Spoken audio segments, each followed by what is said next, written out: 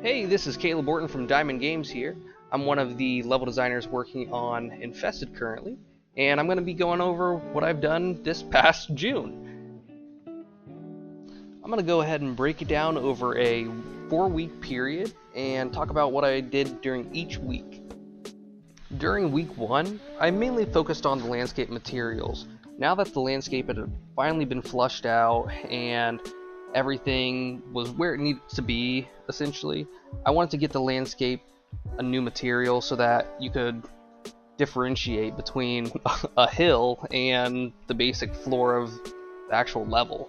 So what I did is I went into, I believe I found a great resource. I'll go ahead and link that in the video here as well, for the landscape material, and it is pretty much a preset material that you can set different attributes for and change different parameters in it.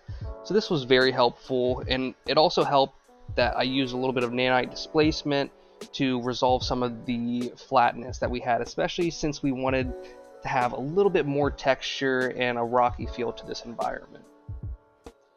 So now that I had the landscape done and the landscape material all set, I spent the second week working on blending some of the environmental assets like rocks.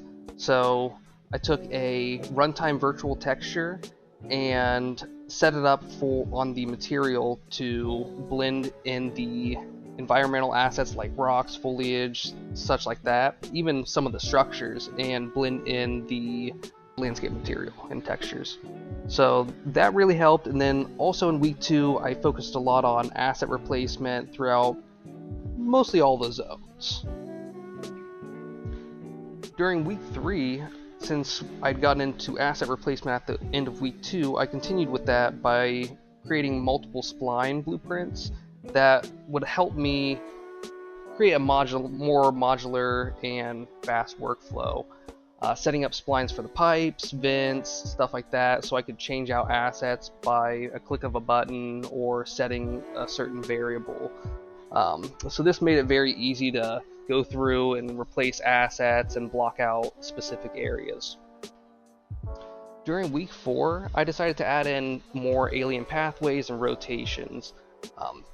Throughout this process, I decided to hide certain gaps in the landscape that were coming up by doing Boolean meshes with the rocks and essentially just cutting out a perfect cylinder right around the pipe to kind of fit those rocks around it, blocking all of the extra invisible pieces of the landscape that we had to carve out for the pipes themselves. I also decided to start adding doors into the level itself. Kind of thought that adding the doors will help me get to that next step of blocking off each room, and then brings me up to where we're going to go into next month. For the upcoming month of July, I'm going to be mainly focusing in on defining each room and blocking out the interiors of each section. So we're just going to split it up as week 1, I'd go into Zone A, week 2, Zone B, Zone C, and for week 3, week 4 would be Zone D. And kind of my goal for this next month is to define how each room is and bring a little bit more life into each section.